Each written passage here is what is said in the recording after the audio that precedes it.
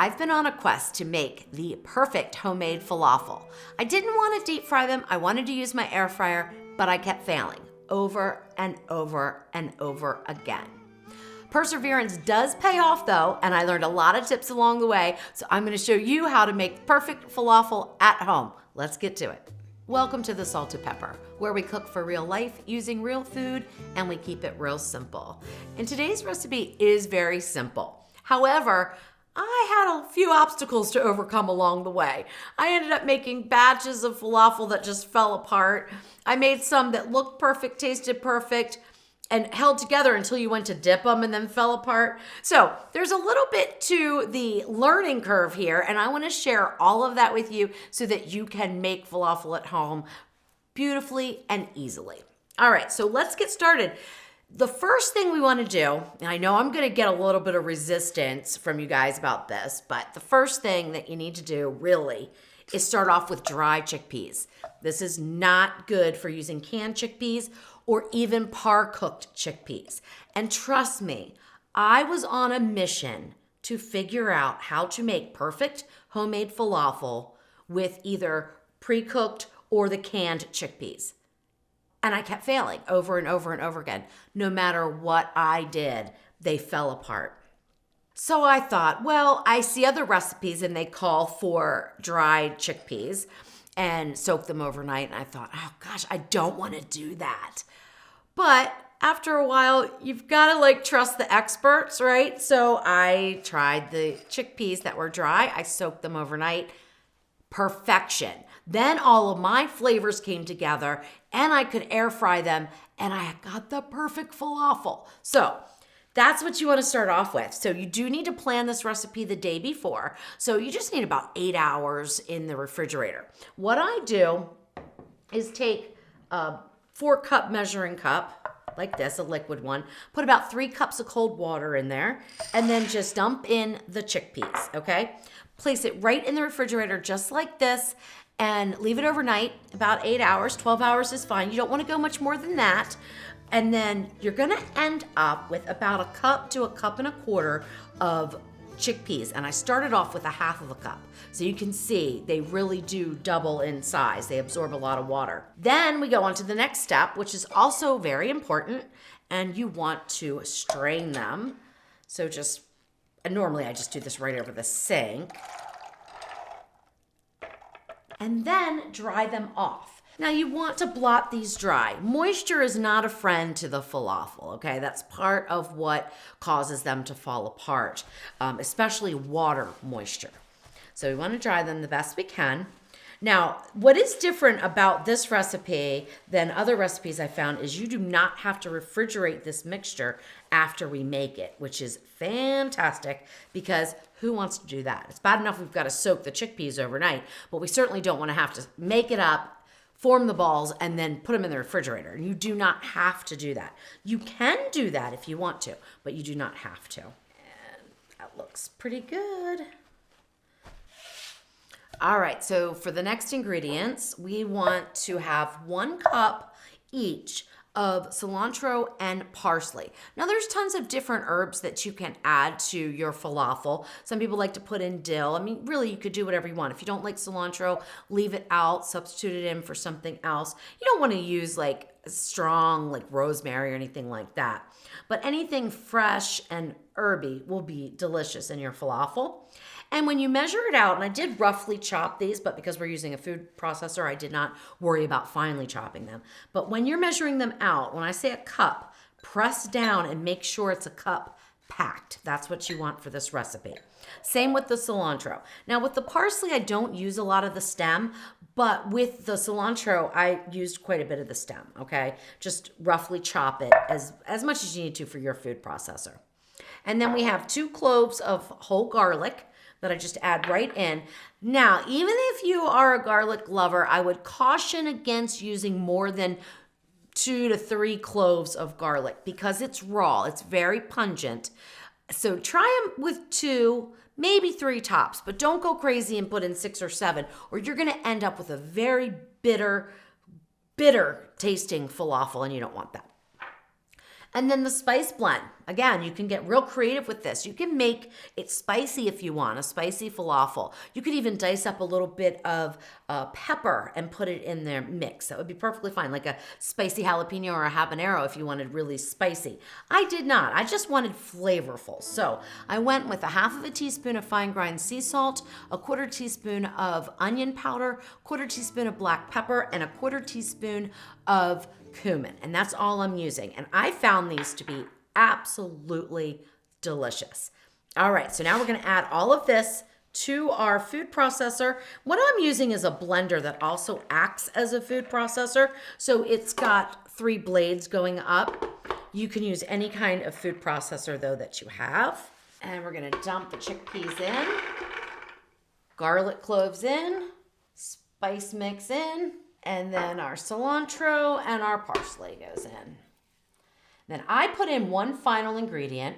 This is optional, but I did find that it made a difference in the texture and just the overall feeling when you eat the falafel. And that is, I add in 1.5 tablespoons of olive oil. This started when I was trying to make the recipe with par-cooked chickpeas, thinking, I was gonna make this work somehow.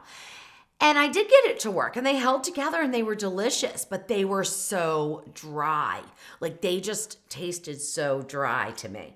That's when I added in the oil, and I've just left it in the recipe, but you can certainly try it without. Just 1.5 tablespoons. All right, and then you're gonna want something that can push the mixture down into your food processor. So some sort of a spatula or something. I like using this because it's very heavy duty. It's made for a blender. It's from Pampered Chef, and they have a version of the hot cold blender, and they have this, and I love using it because it doesn't get ripped to shreds. I mean, obviously you don't put it in with the blade spinning, but when you go to push down, when the blender's off, it does not rip it to shreds like it can with spatulas and things like that. Okay, now I just pulse blend.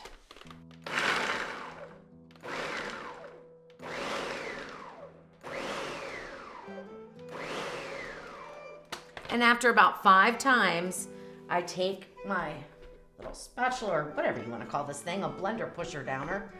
Oh, they're called tampers too. We're gonna push this all the way down so that the blades can engage with it. We wanna get this chopped very fine. Now you don't want it mush. So if you have like a really serious high-speed food processor, you don't want it to be like mush like baby food or anything like that. We just want it to be finely chopped.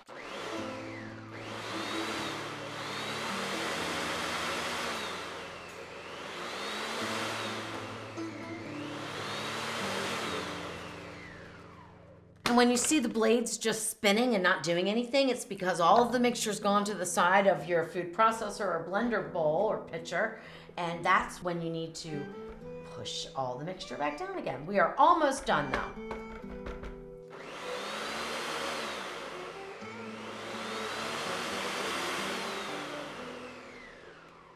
All right, perfect. So now I want to preheat the air fryer, but because it's noisy, before I do that, since I've gone this far, let me just show you how to form the falafel balls, okay? So one thing I really like about this blender is I can just, or food processor, because it does both, is I can just pull this right out. So I don't have to use a separate bowl to transfer my mixture to. But if yours doesn't come apart like that, you certainly can. Then I like to mix it around and just make sure that everything is finely chopped, and this looks perfect. I mean, absolutely perfect. All right, so what I use to scoop the balls and form them is a medium scoop from Pampered Chef. It's about a tablespoon. You could use a tablespoon. You could weigh them out if you want to be exact. Each ball should be about 1 ounce, but I never weigh them out. If they're a little bit under or over, it's perfectly fine. All right, now I'm gonna take out 1 scoop, put it into my hand, and then just gently form the falafel ball. It'll feel a little bit wet, but it should stick together just fine, just like that, okay? And then we repeat that for all of them. And while I do that, I also wanna get this air fryer, which I'm using the Ninja Foodi 6.5 quart with the basket inside, but you can use any air fryer that you want. Makes no difference at all. Some air fryers cook a little hotter, some cook a little cooler, so you may have to adjust your temperature and timing, but the basic process is going to be the same. And always preheat. I like to preheat for a full 10 minutes. So I will turn this on, and I preheat on the hottest setting, which for this style air fryer is broil because it gets up to 450 degrees Fahrenheit, and I like to go for a full 10 minutes. And whatever you're going to cook these on, whether it's a crisping plate or a crisping basket like I'm using, so I've got that right in there now, you want to make sure it's in your air fryer, okay? You want the surface to be super hot. Hit start. Now I'll form the rest of my balls, and then as soon as it's preheated, we'll get them into air fry.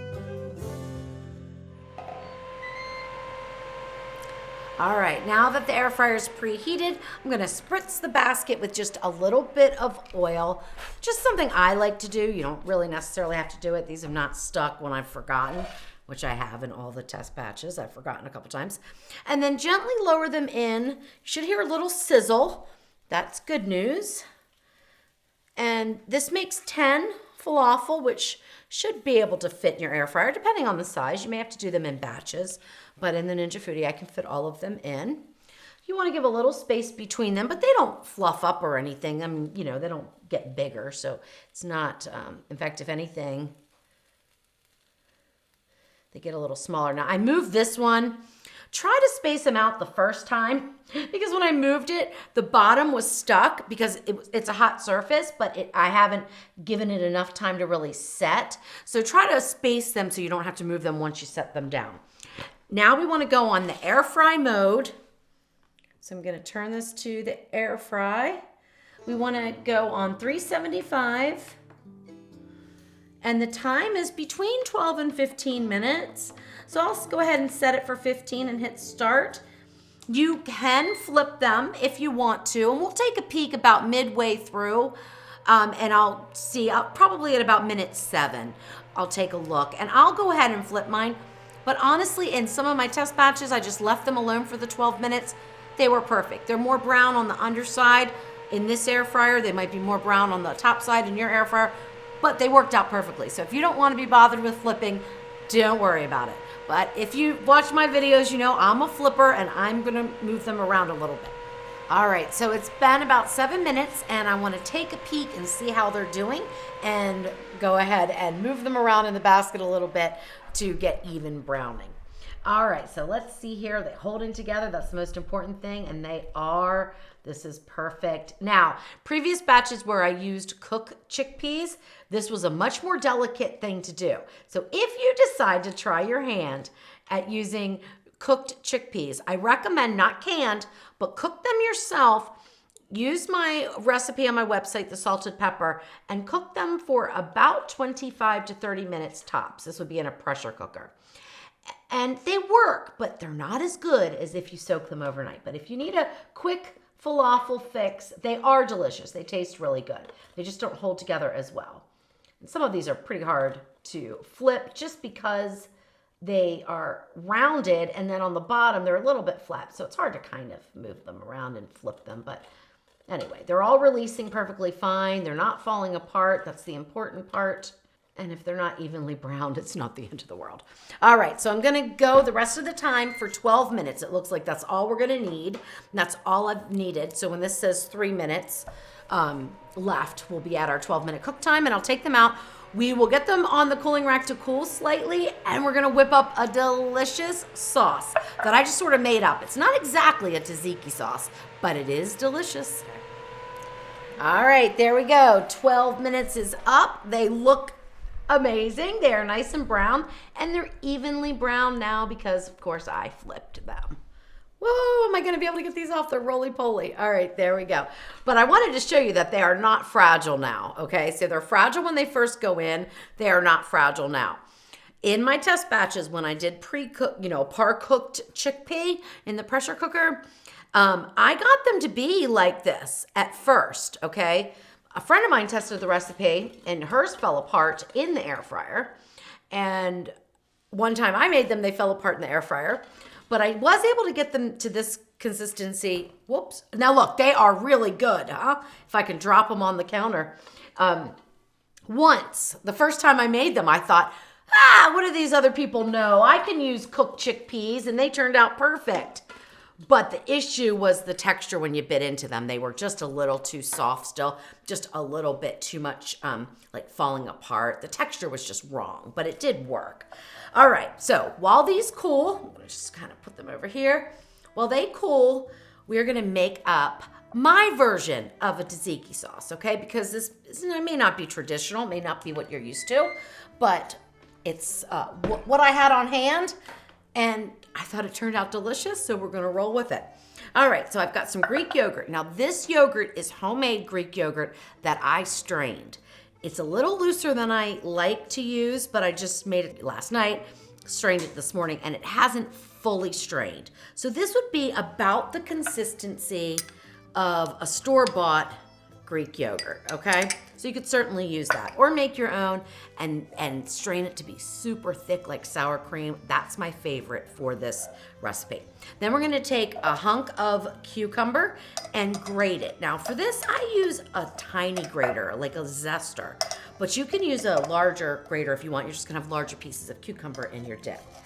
We need about 2 tablespoons, so I'm gonna grate this. And then there's one important step that you must do to the cucumber after you grate it.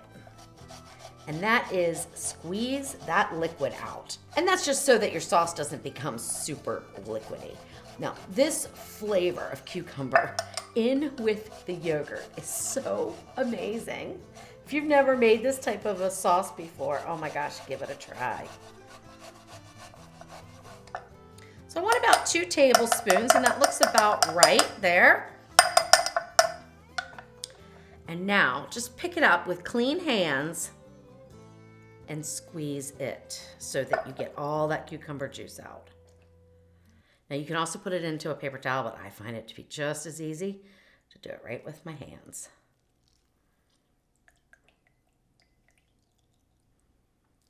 You can see it's a very, very fine shred. I like that in my dip. But if you want them thicker, just use a regular type of grater instead of the fine zester.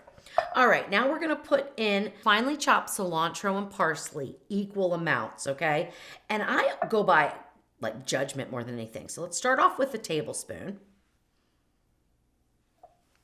We also want to add some salt to this. So I'm going to add in 1/4 teaspoon because we're not making much. We're making enough for a dip for these 10 falafel. Get the cucumber off of there. Now I'm going to zest a lemon. Let me move this a little bit. We just need about a teaspoon of the zest.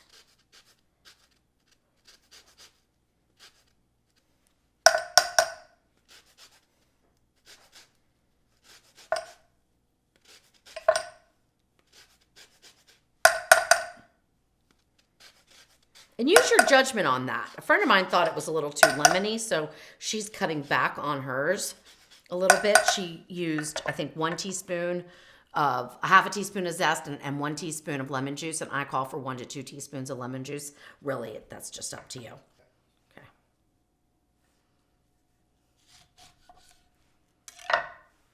All right, now I want to squeeze some lemon juice in there. Again, use as much or as little as you want. Now, the more you use, the more liquidy your dip is going to be. But that's probably about a teaspoon. We'll start there. And then mix it all up. Oh my gosh. That looks perfect. I definitely don't need any more of the fresh herbs. That is going to be absolutely perfect for dipping the falafel in. Oh, so excited. All right, there we go. That's air fryer falafel with a little tzatziki sauce that I put cilantro and parsley in. Some people use dill. I mean, you can use different herbs, you know, try out different things, especially if you're not a cilantro lover like I am. Skip that, put dill in it, put something else in it. Same with the falafel. Just skip it in the falafel and add in a different herb. Mint would be really good as well. I don't know about in the falafel, but definitely in the sauce. All right, here we go. I am so excited about this. Dip did not fall apart. That is perfect. Oh.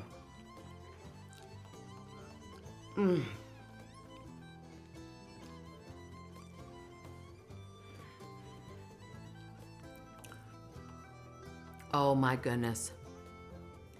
They are crunchy on the outside, just like when they're deep fried.